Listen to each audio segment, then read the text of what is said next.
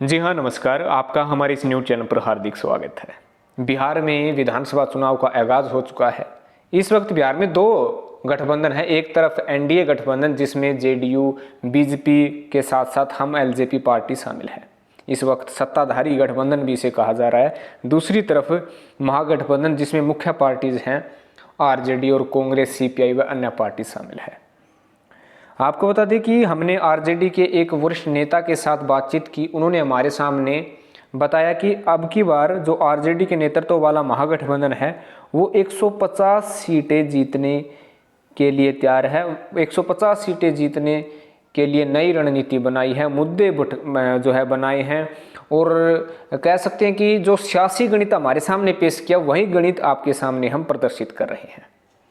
हम इस वीडियो के बाद में एनडीए गठबंधन का सियासी हाल भी बताएंगे कि कितनी सीट जो है ये एनडीए गठबंधन, जेडीयू गठबंधन जीत सकता है। पहले आप आरजेडी के इस गठबंधन का सियासी गणित को समझ लीजिएगा। इस वीडियो को ध्यान से शुरू से अंत तक देखोगे, सुनोगे, तभी आप इस वीडियो के औचित्य को समझ सकते हैं, तभी बिहार के सियासी गणित को समझ सकते हैं। तो ध्यान से शुरू से अंत तक देखिएगा। अगर चैनल को सब्सक्राइब नहीं किया तो अभी कर लें और कमेंट करके जरूर बताइएगा कि बिहार के इस विधानसभा चुनाव में आपके अनुसार आपकी बार कौन मुख्यमंत्री बनेगा, किस पार्टी की, किस गठबंधन की जीत होगी। साफ साफ शब्दों में कमेंट करें, क्योंकि हम सर्वे के आधार पर आपके कमेंट्स को पिक करते हैं, तो कमेंट करना मत भूलिएगा। सबसे पहले हम बता दें कि जो पिछला चुनाव हुआ था उसमें गठबंधन जो है जेडीयू, आरजेडी और कांग्रेस के बीच था। तो 2014-15 में जब चुनाव हुए थे तो उस चुनाव में 71 सीटें जीती थी जेडीयू, आरजेडी जो है 80 सीटें जीती थी, कांग्रेस 27 सीटें जीती थी। आपको बता दें कि तीनों पार्टी का गठबंधन था। भारतीय जनता पार्टी और एलजेपी का गठबंधन दो पार्टियों का था लगभग, जिसमें बीजेपी 53, एलजेपी 2, हम यानी जो जीतन राम मांझी की पार्टी थी उसे 1 सीट मिली थी, आरएलएसपी को 2 सीट मिली थी, अदर के हवाले 3 सीट आई थी और निर्दलीय को 4 सीट मिली थी। टोटल सीट की बात करें तो 243 सीट है। शुरुआत में जो है जेडीयू, आरजेडी और कांग्रेस के गठबंधन जो बना हुआ था, इनकी सरकार बनी थी। नीतीश कुमार मुख्यमंत्री बने, तेजस्वी यादव उप मुख्यमंत्री बने थे और कांग्रेस के कुछ नेताओं को, कुछ विधायकों को मंत्री भी बनाया गया था। लेकिन उसके बाद में जैसे ही लालू यादव जी को सजा हुई, उसके उपरांत जेडीयू ने पाला बदल लिया और बीजेपी के साथ अलायंस कर लिया, बीजेपी और एलजेपी के साथ, तो सरकार बना ली। लेकिन ये तो हवाला था 2014 का। लेकिन 2010 की बात करें तो 115 अकेले जेडीयू जीती थी। उस समय बीजेपी के साथ गठबंधन था जेडीयू और बीजेपी का। आरजेडी 22 सीटों पर रह गई थी, कांग्रेस 4 सीटों पर रह गई थी, बीजेपी 91 सीटों पर जीत दर्ज की थी, एलजेपी 3 सीटों पर जीत दर्ज की थी और निर्दलीय जो है 8 सीटों पर जीत दर्ज की थी। चूँकि अब 2020 में संपूर्ण मुद्दे, संपूर्ण रणनीति बदल चुकी है। अब नए तरीके से राजनीति शुरू हो गई है। तो उसके आधार पर हम बता दें कि बिहार का ये विधानसभा चुनाव अब युवाओं के आधार पर माना जा रहा है। तेजस्वी यादव युवाओं को अपनी ओर आकर्षित कर रहे हैं। चाहे बिहार में बेरोजगारी की बात हो, क्योंकि बेरोजगारी काफ़ी चरम में छाई हुई है। समय समय पर तेजस्वी यादव जो है पूरे बिहार में बस यात्रा भी कर चुकी हैं, बेरोजगारी यात्रा भी कर चुके हैं। बार बार नई कंपनीज लगाने की बात करते हैं, जल्द से जल्द बड़ी सरकारी वैकेंसी निकालने की बात करते हैं तेजस्वी यादव। वह अन्य तरीके से बेरोजगार युवाओं को अपनी ओर आकर्षित करने के लिए तेजस्वी यादव हर हथकंडे अपना रहे हैं। विशेष तौर पर युवाओं को तवज्जो तेजस्वी यादव जो है दे रहे हैं, जिससे बड़ा बेनिफिट तेजस्वी यादव और इस महागठबंधन को हो सकता है। आपको ये बता दें कि बेरोजगारी दर जैसे जैसे बिहार में बढ़ती जा रही है, वैसे वैसे नीतीश कुमार की धड़कनें तेज होती जा रही है। क्योंकि मजदूर, जो बिहार के मजदूर हैं, वो दूसरे राज्यों में जा रहे हैं, अपने बिहार राज्य को छोड़कर दूसरे राज्यों में रहकर जीवन यापन कर रहे हैं। और इसके साथ साथ आपको बता दें कि कोरोना वायरस ने जो परेशानी उठाई थी, दूसरे राज्यों से मजदूर अपने बिहार लाने की कोई भी ऐसी स्कीम, कोई भी ऐसी योजना खुद नीतीश कुमार नहीं कर पाए थे। बाढ़ के समय भी नीतीश कुमार अपने घर से बाहर नहीं निकले थे। जो कोटा से स्टूडेंट्स लाने थे उन पर भी विशेष तौर पर नीतीश कुमार ने ध्यान नहीं दिया था। इस कारण से इस वक्त नीतीश कुमार को चारों तरफ घेरने का कार्य तेजस्वी यादव और ये महागठबंधन कर रहा है। और इसके साथ साथ भारतीय जनता पार्टी भी तेजस्वी यादव के निशाने पर है। मौजूदा समय में किसान अध्यादेश जारी हुआ है। किसान अध्यादेश में केवल बिहार ही नहीं, पंजाब, हरियाणा, राजस्थान, मध्य प्रदेश, महाराष्ट्र, गुजरात और बिहार, यहाँ के किसान बीजेपी का कड़ा विरोध कर रहे हैं इस अध्यादेश के खिलाफ। तो इस समय सिचुएशन भी ऐसी बनी हुई है कि चुनाव ऐन समय पर है।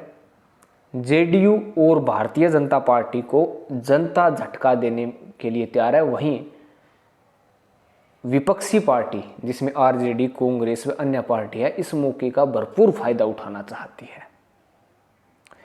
कहीं ना कहीं आरजेडी को भी पता है कि अगर नीतीश कुमार को हराना है तो उनकी रणनीति को समझना होगा। बिहार के युवाओं का ध्यान विशेष तौर पर तेजस्वी यादव की ओर करना होगा। तेजस्वी यादव जो आरजेडी पार्टी के सीएम पद के चेहरे हैं, जो भरपूर फायदा उठा सकते हैं। आपको बता दें कि तेजस्वी यादव ने एक और नई रणनीति बनाई है। तेजस्वी यादव के पिताजी लालू प्रसाद यादव हमेशा से ही मुस्लिम और यादव समीकरण को लेकर चलते थे, यादव समीकरण को लेकर चलते थे। सबसे ज़्यादा सीटें मुस्लिम और यादव को समाज के लोगों को देते थे, ज़्यादा तवज्जो इन्हें देते थे। लेकिन तेजस्वी यादव का कहना है कि मुस्लिम और यादव के साथ साथ ब्राह्मण, क्षत्रिय यानी दलित और वह अन्य जातियों पर भी जो है ज़्यादा तवज्जो दी जाएगी। ज़्यादा से ज़्यादा सीट जो है इस तरीके से बांटी जाएगी कि सभी वर्गों के, सभी जातियों के लोगों को आराम से टिकट देने की व्यवस्था कर दी जाएगी, जिससे न अन्य पार्टियां नाखुश होंगी और न मुस्लिम और यादव नाखुश होंगे। तो इस हथकंडे को अपनाकर कहीं ना कहीं तेजस्वी यादव लालू यादव द्वारा जो अपनाए जाने वाले तौर तरीके को बंद करने की कोशिश कर रहे हैं और इसका भरपूर फायदा इस महागठबंधन को मिलने वाला है। आपको पता है कि लालू यादव के दौरान जिस प्रकार से स्कीमें लॉन्च की जाती थी, जो मजदूर थे, जो गरीब जनता थी, उनको ज़्यादा तवज्जो दी जाती थी। वही बात तेजस्वी यादव दोहराना चाहते हैं कि बिहार की गरीब जनता के लिए हम सरकार बनाने जा रहे हैं। नीतीश कुमार और भारतीय जनता पार्टी के भ्रष्टाचार, जो पुल बने थे ढह गए, जो बसें खरीदी थी सरकारी उसमें फर्जीवाड़ा व अन्य फर्जीवाड़ा जो सामने आया था, तेजस्वी यादव उसका भरपूर फायदा उठा रहे हैं। और आपको बता दें कि जो रणनीति बनाई है महागठबंधन ने, उसके आधार पर बता दें कि तेजस्वी यादव ने साफ तौर पर कहा है कि अगर कांग्रेस प्लस अन्य पार्टियां जो महागठबंधन में शामिल हैं अगर 40 से 50 सीटें ले आती है और आरजेडी अकेले जो है करीब 80 से 90 सीट ले आती है, तो बिहार में आराम से महागठबंधन की सरकार बनने वाली है। आपको ये बता दें कि कांग्रेस की इस वक्त 27 सीटें हैं और अन्य के हवाले करीब कह सकते हैं कि 30 के लगभग सीटें हैं।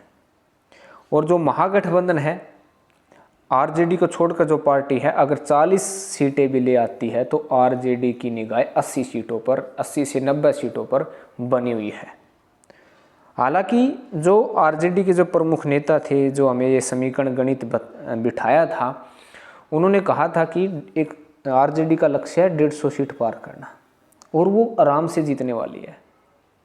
जनता के मन में अब की बार, बिहार की जनता के मन में अब की बार परिवर्तन की राह जग गई है। कहीं ना कहीं जो लालू प्रसाद यादव नहीं कर पाए थे वो काम जो है अब तेजस्वी यादव कर सकते हैं, ये जनता के मन में बैठ गया है। हालांकि आपको बता दें कि हर पार्टी की अलग अलग स्ट्रेटजी होती है, अलग अलग प्लानिंग होती है। अगर मुख्य प्लानिंग की बात की जाए तो करीब 120 सीटों के करीब यदि आरजेडी पार्टी चुनाव लड़ती है और कांग्रेस पार्टी 60 सीटों के लगभग 55 से 60 सीटों पर चुनाव लड़ती है, तो कह सकते हैं कि इस चुनाव में सबसे ज़्यादा पकड़ आरजेडी और कांग्रेस की हो सकती है।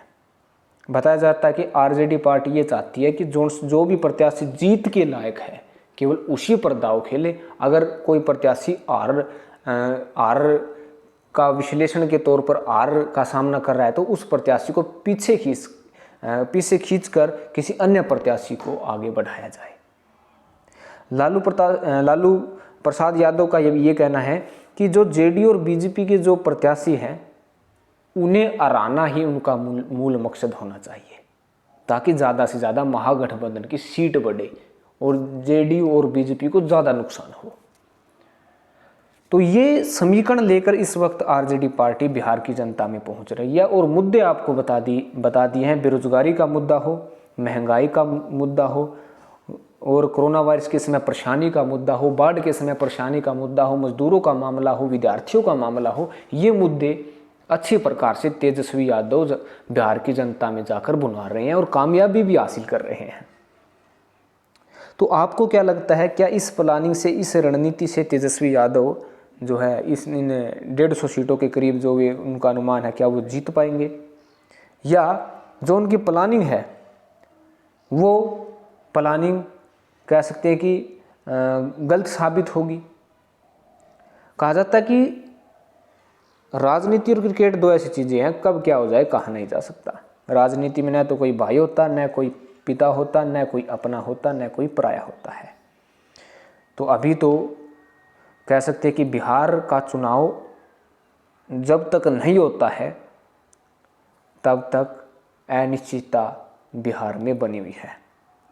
तो विश्लेषण है आरजेडी का कि महागठबंधन को 150 सीटें प्राप्त करने का और उसी के अनुदेश पर वे कार्य कर रहे हैं, उसी के अनुदेश पर अपने प्रत्याशियों का चयन भी कर रहे हैं। तो आपको ये सियासी विश्लेषण कैसा लगा जरूर कमेंट करके बताइएगा। आपका कमेंट बहुत महत्वपूर्ण है और साफ साफ शब्दों में कमेंट करें कि अब की बार बिहार के इस विधानसभा चुनाव में किस पार्टी की जीत होगी, कौन बनेगा अब की बार बिहार का मुख्यमंत्री। धन्यवाद।